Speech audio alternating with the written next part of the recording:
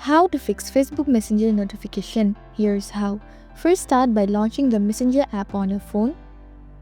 Next, look at the bottom right corner of the screen and tap on the three horizontal lines. Once the menu opens, select Settings. Inside the Settings menu, scroll down until you find the Notification and Sound option and click on it. Here you will see a switch to control your notification. Toggle the switch to make sure that the Messenger can send you notification.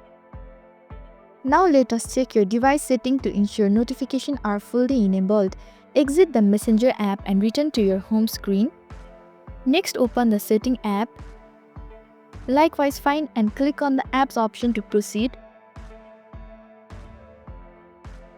Furthermore, look for an option called Manage App and click on it. In the search bar at the top, type Messenger and select it. Here, choose Notification to view the notification settings. Lastly, toggle the switch on next to the Show Notification. Once both Messenger settings and your phone settings are enabled, you will now receive notification from Facebook Messenger. By following this step, you can fix Facebook Messenger notification.